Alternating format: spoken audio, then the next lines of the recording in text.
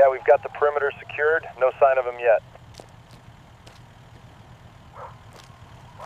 The Dawson house sat quietly at the end of Maple Hollow Road, a two-story colonial with pale blue shutters and a wide front porch. To neighbors, it looked like a portrait of stability. Flower beds neatly kept, bicycles leaned against the garage, children's chalk drawings fading on the driveway. But in early March of 2019, that stability cracked wide open. Hi and welcome to Case Wave True Crime. Stay with us as we uncover the case of a whole family that vanished in silence. And don't forget to subscribe, and turn on your notification bell so you don't miss out on true crime stories that will keep you wondering why and speechless. One morning, the Dawson family, mother, father, and their two children, were simply gone. No signs of a hurried departure. No note, no struggle that could be seen from the outside. It was as if the entire family had been erased overnight. What followed was an investigation that would shake the small town of Maple Hollow, uncover buried secrets, and leave investigators questioning not just who took the Dawsons, but why. On March 3rd at 7:45 a.m., neighbor Lisa Connors noticed something odd. The Dawson children, Emma, 10, and Caleb, 7, hadn't boarded the school bus. Lisa often walked her daughter to the same stop, and the Dawsons were always there, rain, shine, or snow. That morning, the bus came and went. The Dawson kids never showed. By noon, calls from the school went unanswered. By evening, Lisa knocked on their door. No response. The family's two cars were parked in the driveway, and through the window she could see the family dog pacing, whining. Lisa finally called the police. When officers arrived, they entered through an unlocked back door. Yeah, Inside, we've got the perimeter the secured. Dawson No home was sign of him yet. spotless, too spotless.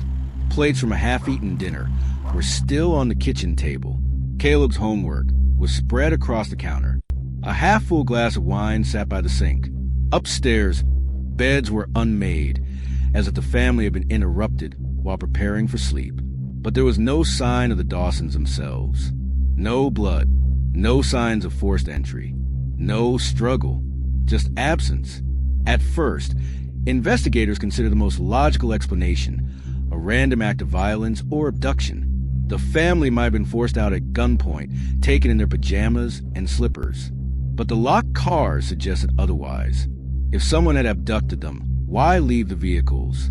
Why leave the family dog alive? Detective Marcus Hayes, leading the case, told reporters, "This is highly unusual. Entire families don't just disappear without a trace.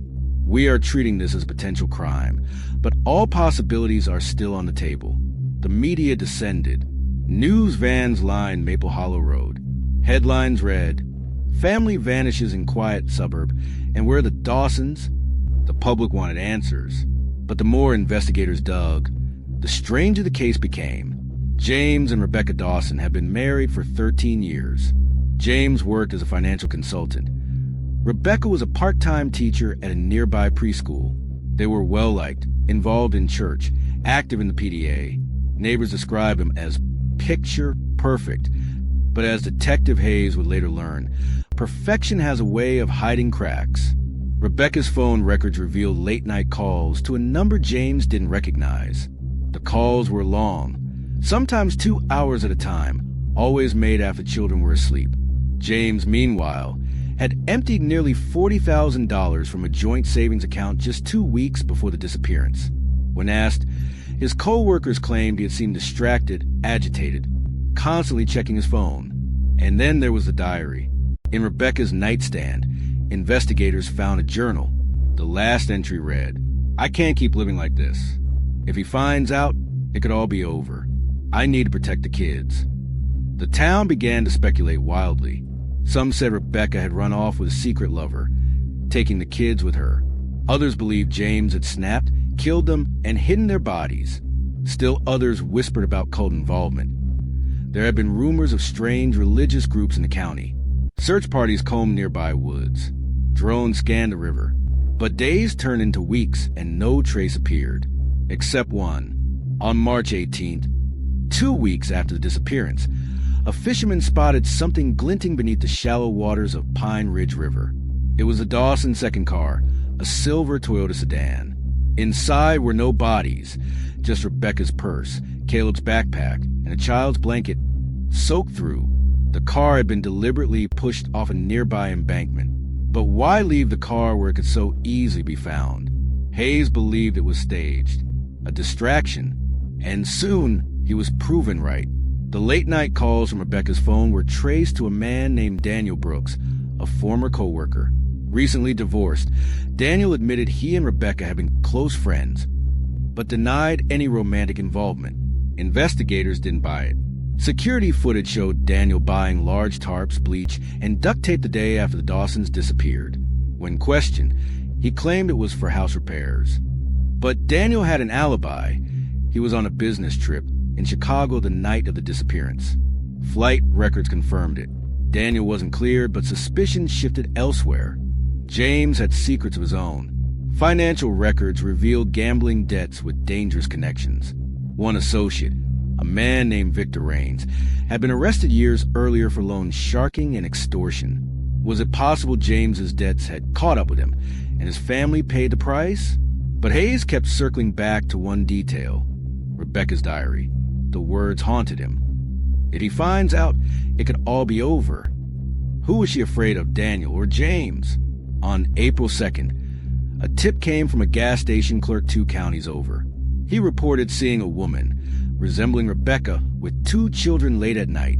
She paid in cash, kept her head down, and drove off in a rented SUV. Investigators traced the rental. It led them to a remote cabin in the Blue Ridge Mountains. Inside, they found Rebecca alive, with Emma and Caleb, but James was nowhere to be seen. In tears, Rebecca confessed. James had grown increasingly volatile, controlling, and violent. She had discovered he was funneling money to cover gambling debts and feared he would harm her and the children if she tried to leave.